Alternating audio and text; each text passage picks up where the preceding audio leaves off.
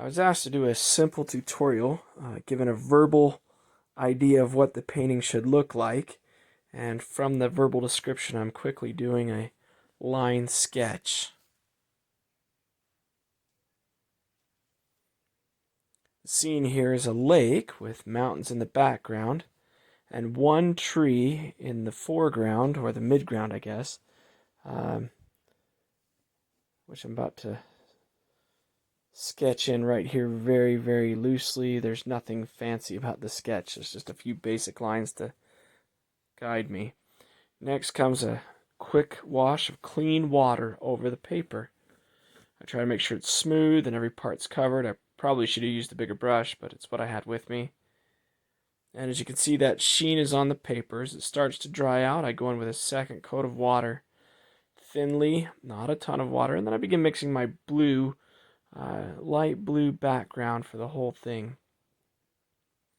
Here I begin to wash over the entire painting with just a little bit of that light blue. At this point in the painting, your pigment should have a lot more water than pigment to it. You don't need a lot of color. You're just trying to lay down that basic coat. Then I went in and said, okay, now we're going to put in just a little bit more pigment, not a lot, and try to put some of the basic shapes and basic colors. I try to reflect everything from the top of the scene to the bottom into the lake, since you're going to be able to see all of that there. Because it's all still wet, the colors blend very naturally and very easy and just kind of spread out. It's really doing half the work for you and blending it all together. Now this point is getting really wet, so it's time to take it to the hairdryer, dry it off really quick. Now it's bone dry and ready to play again. I go ahead and begin with the second wash, this time defining more of the colors and shapes of the rest of the piece. I could have done some of this earlier, but I didn't want it to blend with that sky, which is why I waited till now.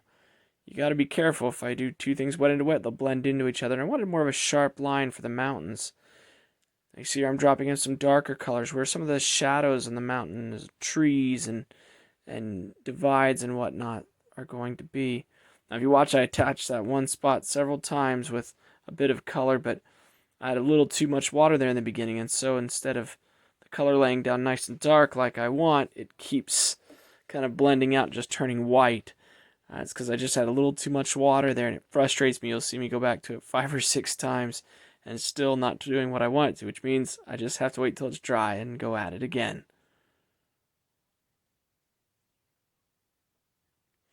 I'm trying to work those reflections into the water and just some light lines. Now these lines, because that bottom part is dry, are very, very crisp lines, which I don't want. So I go with some clean water and kind of brush over it with just clean water to smooth it out and soften the edges of the lines to make it look a little more like ripples in the water. Now that it's dry, we go back into it again, this time with some darker colors, able to fix up that one spot that had been bugging me. I'm really just trying to establish some basic tones with the idea of where I want, and sometimes I have to soften those out with a little bit of clean water. You erase some of the hard edge. I come in, I decide I want a little bit of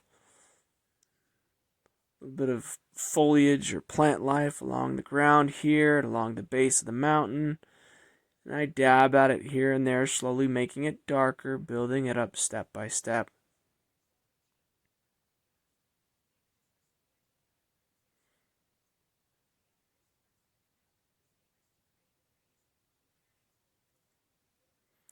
Now I want some of the reflection of the tree I'm about to place in the water, so I put a little bit of that color in.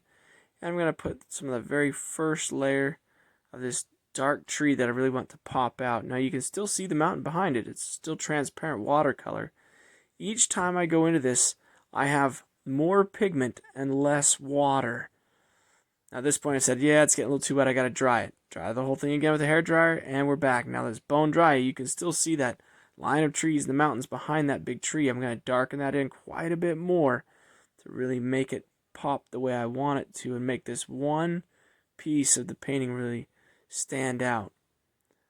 I go into it with a little bit of yellow on top of the green, and then a little more green and blue, really trying to make that tree stand out. Soften the edges, add a little more water in the reflection. Now I take some white paint and I come into this just to create some of that snow textured look on the mountain. This gives me that sense of atmosphere and distance a really easy way. Some watercolors really avoid white. I have no problem with it. If William Turner, one of the greatest watercolors alive, can use it, so can I. I felt like my reflections in the lake weren't strong enough, so I came back in with just kind of a thin coat, and then I tackled that tree a little more. Now I switched brushes here to a really fine, small brush. I'm putting a little animation in by having 3 little birds just kind of flying around the lake here. And using my thinner one, I come back to kind of darken in the edge of the coastline, give it a little more character, shadow, and reflection in the water.